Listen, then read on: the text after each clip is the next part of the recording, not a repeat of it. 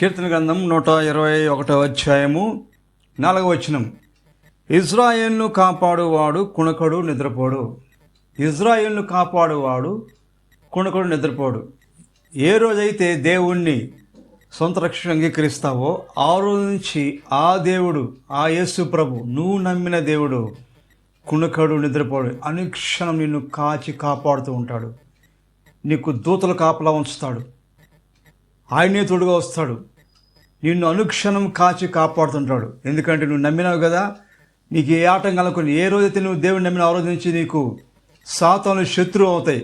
సాతాను నుంచి బయటకు వచ్చి దేవుని నమ్మినావు కాబట్టి ఇప్పుడు సాతాను శత్రువు అవుతాయి. ఏ క్షణం నిన్ను పడేయాలనో, ఎక్కడ కొట్టాలనో, ఎక్కడ పాపను పడాలని నిన్ను వెంటాడుతూ ఉంటాయి సాతానులు. కాబట్టి ఆ రోజు నుంచి దేవుడు నిన్ను కాచి కాపాడుతూ ఉంటాడు. ఇశ్రాయేలును కాపాడువాడు కుణకడు నిద్రపోడు. కుణకడు నిద్రపోడు. ఆయన ఎప్పుడు నీ కోసం మేలుకొని చూస్తూ ఉంటాడు. నువ్వు పడుకుంటున్నా, నువ్వు లేచినా, తిరిగినా, ఎక్కడ పోయినా నీ మీద దేవుడు కన్ను వేసే ఉంటాడు. ఎందుకంటే నీకు కాపుదల చాలా అవసరం. దేవుడు నమ్మినాక నీకు కాపుదల చాలా అవసరం. ఎవరు చూసినా చూడకపోయినా ఆ దేవుడు చూస్తుంటాడు. దేవుడు నమ్మిన ప్రతి ఒక్కరికి ఏంటి తెలుసా? వాళ్ళు చూడలేదులే, ఈయన చూడలేదులే, భార్య చూడలేదులే, భర్త చూడలేదులే, బిడ్డలు అనుకోరు. దేవుడు చూస్తున్నాడనే జ్ఞానం ఉంటుంది దేవుడు నమ్మిన ప్రతి వ్యక్తి. కొంతమంది చాలామంది చూడండి, ఎవరు లేరులే, ఎవరు చూడలేదని చాటుగా ఎవరు లేని దిక్కన పాపం చేయటానికి ప్రయాసపడుతూ ఉంటారు, పోకలాడుతూ ఉంటారు. కానీ దేవుడు నమ్మిన ప్రతి వ్యక్తికి ఎవరు చూడకపోయినా నా దేవుడు నన్ను చూస్తున్నాడనే జ్ఞానం ఉంటుంది అన్నమాట. అందుకే ఇశ్రాయేలును కాపాడువాడు కుణకడు నిద్రపోడు. ఈ వాక్యము దేవుని నమ్మిన ప్రతి వ్యక్తికి అన్వయిస్తుంది. కాబట్టి దేవుని నమ్మిన ప్రతి వ్యక్తి ఎలా ఉంటాడో తెలుసా? భద్రంగా ఉంటాడు, జాగ్రత్తగా ఉంటాడు, ప్రార్థించే వ్యక్తిగా ఉంటాడు, స్తుతించే వ్యక్తిగా ఉంటాడు, ఆరాధించే వ్యక్తిగా ఉంటాడు, మందిరానికి పోయే వ్యక్తిగా ఉంటాడు.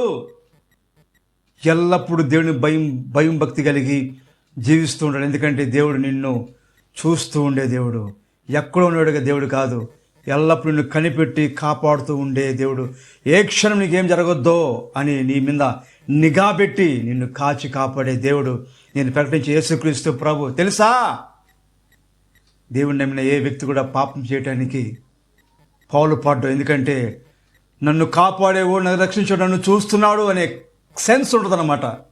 దేవుని నమ్మని వ్యక్తికి సెన్స్ ఉండదో. ఎవరు దేవుడు అంటారు, ఎక్కడ దేవుడు అంటాడు. కానీ దేవుని నమ్మిన ప్రతి వ్యక్తి, వాక్యమైన ప్రతి వ్యక్తి, వాక్యాన్ని అంగీకరించిన ప్రతి వ్యక్తిలో దేవుని భయం ఉంటుంది. తన్ను భద్రంగా కాపాడుకుంటుంటాడు, కుటుంబాన్ని క్షేమంగా కాపాడుకుంటూ ఉంటాడో, దేవుడు చూస్తాడు అనే భయం పెడతాడు కుటుంబాలకు కూడా. అది దేవుని నమ్మిన బిడ్డలో ఉండే ఒక విశ్వాసం. అందుకే కదా వాక్యం చదివిస్తూ ఉంది, దేవుడు లోకం ఎంతగానో ప్రేమించను కాగా తన అద్వితీయ కుమారుని పుట్టిన విశ్వాసం నుంచి ప్రతి వాడు నశింపక. సో దేవుని విశ్వసించిన నువ్వు నశించిపోవు, పాడైపోవు, భద్రంగా ఉంటావు, నిన్ను కాపాడుకుంటావు, నీ కుటుంబాన్ని కూడా కాపాడుకుంటావు. ఎందుకంటే దేవుడు ఎవరు చూసినా చూడకపోయినా దేవుడు నిన్ను చూస్తూ ఉంటాడు. ఈరోజు లోకంలో చాలామంది ఎవరు చూడదనే పాపం చేస్తే పాపంలో పొల్లాడి పాపను జుర్రుకుంటూ నాశనమైపోయి కుటుంబాన్ని కూల్చుకుంటున్నారు. అదే దేవుని ఎరిగిన బిడ్డ అయితే నా దేవుడు నన్ను చూస్తున్నాడు, నా దేవుడిని చూస్తున్నాడు జ్ఞానం కలిగి భయభక్తి కలిగి జీవిస్తారు.